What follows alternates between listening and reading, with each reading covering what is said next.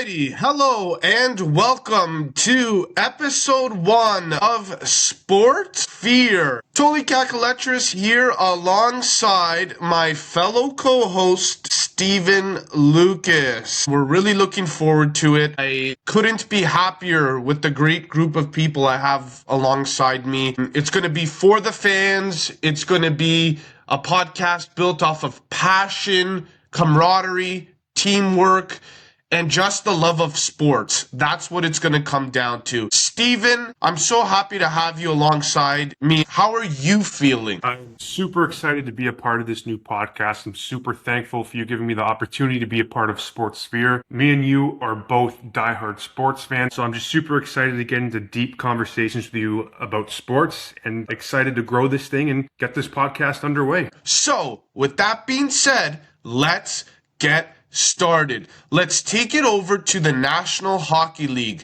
the NHL.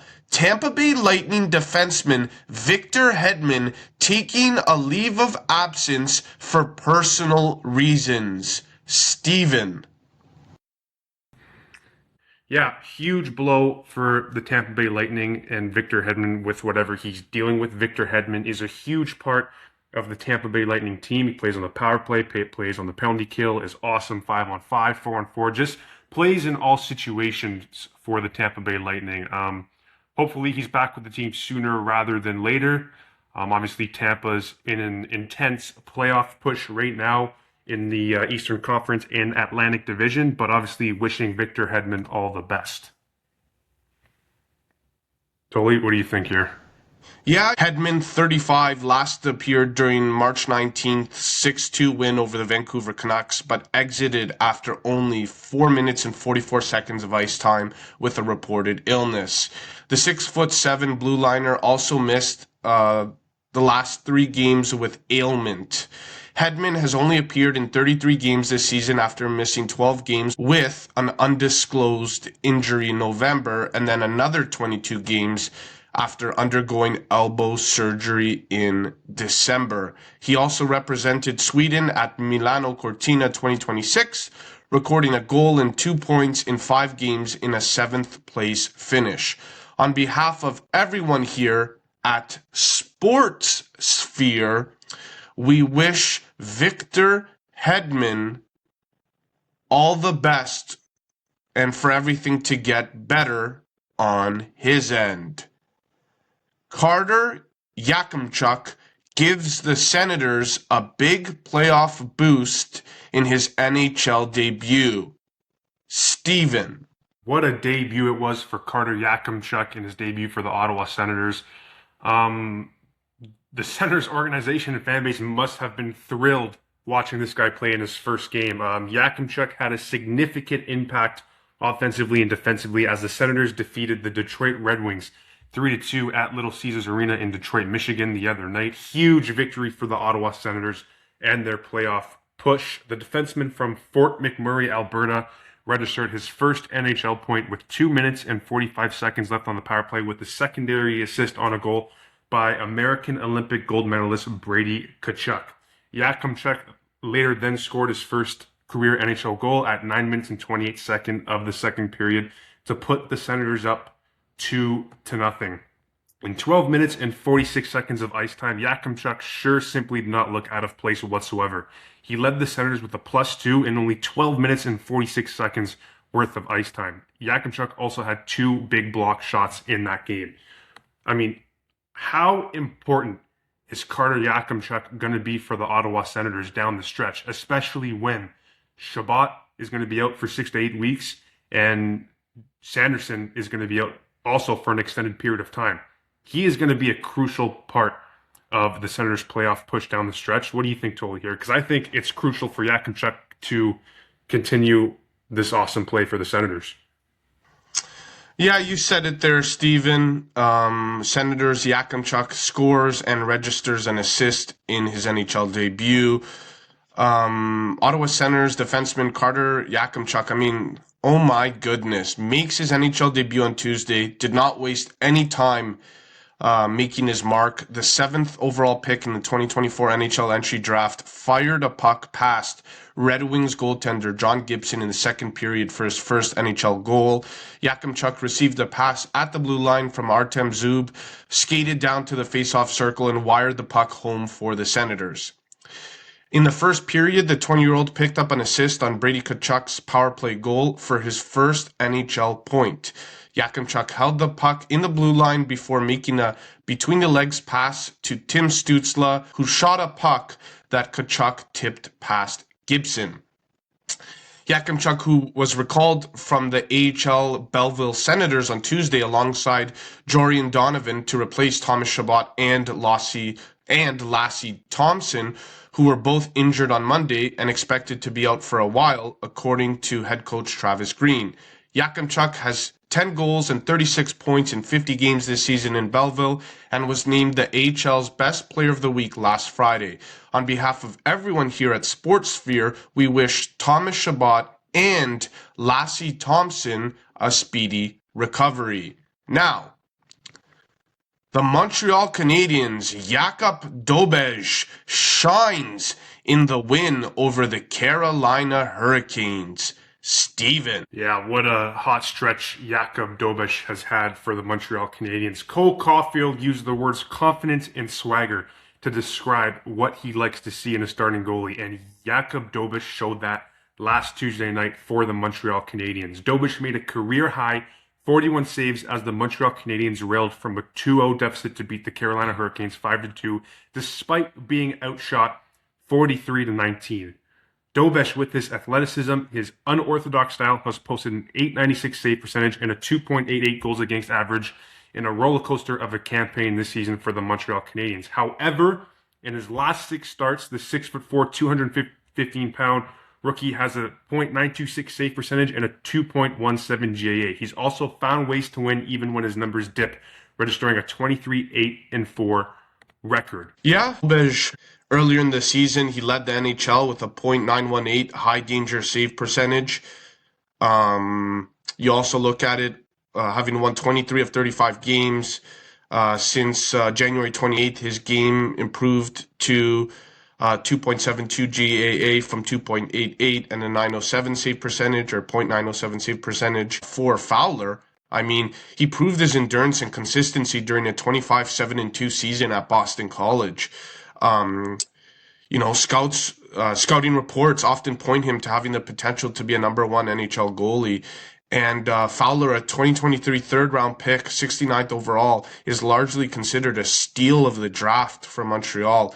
Now, taking it from the ice to the court, Stephen, why don't you take us through a big milestone which happened not too long ago, pretty recently actually, in the NBA. Yeah, a big milestone for Kevin Durant. Kevin Durant scored 27 points to move past Michael Jordan for 5th place on the NBA's career scoring list, and Amen Thompson also had a tip in at the buzzer to lift the Houston Rockets to a 123-122 win over the Miami Heat last Saturday night. When you think of the greats of the NBA, Wilt Chamberlain, Michael Jordan, Steph Curry, Kevin Durant, this is a huge milestone for Kevin Durant. Kevin Durant now has 32,294 points in his career, 2 more than Michael Jordan. Fittingly, Durant passed Jordan with a signature three-pointer from the right corner with roughly 3:35 remaining in the fourth quarter. Durant, who's 37, reflected on passing his as well. And to be honest with you, Stephen, like Kevin Durant, like we might never see another basketball player that is such a prolific bucket getter than Kevin Durant. Would you say? Oh, absolutely. Like Kevin Durant is arguably the best scorer in NBA history, often averaging high points on incredible efficiency. He's a career 50% plus shooter. He can score at will from the 3-point line, mid-range, and at the rim. Like, if I'm building a championship contender team, like, I want Kevin Durant on my team, and who doesn't want Kevin Durant on their team? Even, at the age he's at in his career, he is still a game breaker. He's a difference maker, and he's still very effective at what he does on the court. Stephen, let's take it to Beantown now. Let's talk those Celtics, and let's talk someone who looked so motivated after he was snubbed from that U.S. team not that long ago. I'm talking about a wild card MVP pick, Jaylen Brown. Yeah, Jaylen Brown scored 14 of his 31 points in a pivotal third quarter, and the Boston Celtics railed to beat the Oklahoma City Thunder 119-109 last Wednesday night, snapping the defending champions' 12-game win streak. Jason Tatum recovered from back-to-back Rocky performances to add 19 points and 12 rebounds, while also contributing 7 assists as Boston earned a split in the 2 regular season matchups between the past 2 NBA champs. Brown added 8 rebounds and 8 assists, and his big quarter helped the Celtics take an 88-83 lead in the fourth. Boston's edge grew as high as 14 in the final quarter. OKC got within 115-109 with a minute and 30 seconds remaining in the game, but a layup by Brown and 2 free throws by Derek White helped Boston close it out. Shai Gilgeous-Alexander led the Thunder with 33 points and 8 assists, but Oklahoma City was outscored by the Celtics 19-2 in second chance points and shot just 12 of 37 from the 3-point line. What a game this was. What a season Brown has had for the Celtics. Obviously, getting Tatum back from his Achilles injuries is a huge bolster for the Boston Celtics and their push down this final stretch of basketball in the NBA season. Just a really exciting game here between 2 great teams in the Celtics and Thunder. And yeah, let's talk about some National Football League news. Travis Kelce officially signs a new 3-year deal with the Kansas City Chiefs. Travis Kelce signed a 3-year, $57.7 million extension with the Kansas City Chiefs that functions as a 1-year, $12 million guaranteed deal for the 2026-27 season, structured for cap flexibility. The deal includes $3 million in incentives and ensures he remains the highest paid tight end. So, just to break that down a little bit, total value $57.7 million over 3 years, effectively 1 year.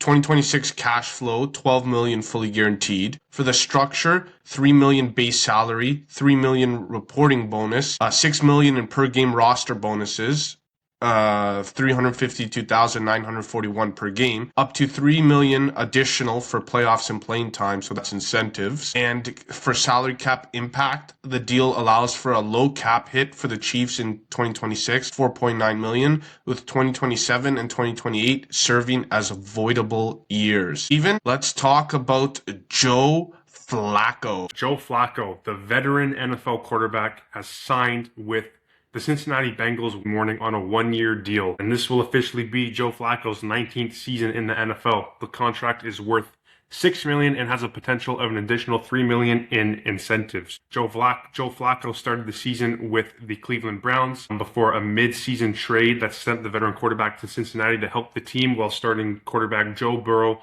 recovered from turf toe surgery. The now 41-year-old quarterback started in 6 games for the Bengals last season. He threw for 1,664 yards and 13 touchdowns with a 61.7% completion rate in 9 games played. For the Cincinnati Bengals, signing a backup veteran quarterback, I think, was very much needed. They get a guy they're familiar with Joe Flacco.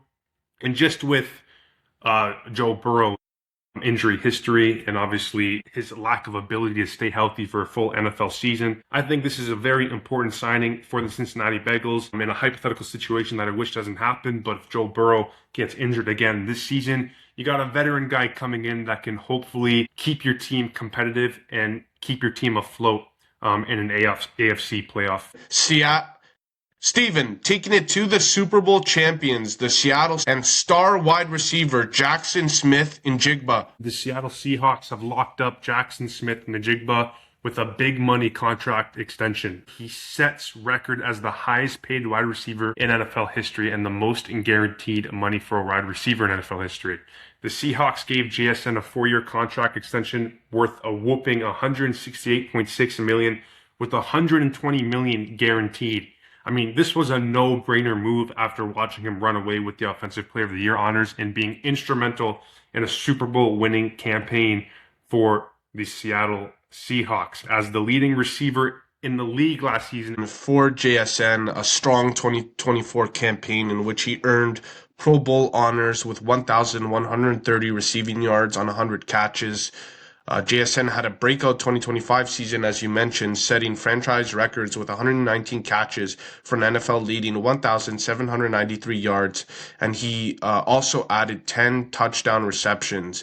Those numbers helped JSN earn first-team All-Pro honors while becoming the second player in team history, along with running back Sean Alexander, to be named the Associated Press Offensive Player of the Year. Most importantly, JSN played a big role in Seattle's team success, helping lead the Seahawks to a 14-3 regular season record, followed by a postseason run that saw the Seahawks win Super Bowl 60 to earn the second Lombardi Trophy in franchise history. Taking it now from the gridiron to the diamond, Stephen, why don't you start things off here with a highly regarded and highly coveted prospect? Yeah, Detroit Tigers shortstop Kevin McGonigal has made the opening day roster the team announced last Tuesday. McGonigal is the number 2 ranked prospect in baseball according to MLB Pipeline. The 21-year-old slashed a 250, 411, 477 with 6 RBI and 2 home runs across 56 plate appearances in 20 spring training games this season. Last season, McGonigal played 88 games across 3 different levels. A good chunk of those games were in AA with Erie, where McGonigal hit a 305, 408, 583 with 80 RBIs and 19 home runs. Detroit took McGonigal 37th overall in the 2023 MLB draft. The Tigers will open their season Thursday against the San Diego Padres. So we'll see what McGonigal can do this season for the Detroit Tigers. Now, taking it from the Detroit Tigers to the New York Yankees, let's touch here on the MLB season opener game between the New York Yankees and the San Francisco Giants. The New York Yankees crush Logan Webb in a dominant opening night win over the San Francisco Giants. What a performance there by the Yankees. I want to very quickly touch upon something which I was shocked by in this game, that being the Yankees' Aaron Judge going hitless for the first time in his career on opening day. The 2-time reigning AL MVP Aaron Judge went hitless on opening day for the first time in his big league career and had 4 strikeouts in a game for the first time since September 2024 in the Yankees' 7-0 win over the Giants Wednesday night. He grounded out in his last at-bat, ending the night 0 for 5. Yikes! He had not struck out 4 times since a 5-strikeout game against Pittsburgh on September 28th, 2024. And manager Aaron Boone liked how the rest of the order contributed on what was an off night for Judge. One thing I want to note in this game, the Yankees and the Giants, is every member of the Yankees in the lineup finished the game with the hit, except obviously, like you mentioned, for Aaron Judge. And there's actually a term when you go, I think it's 0 for 4 at the plate. It's called the golden sombrero. So usually when you hear Aaron Judge and him making history, usually that sentence means something good for the New York Yankees and MLB, but obviously not this time for the New York Yankees. Very dominant win for them in this game versus the Giants.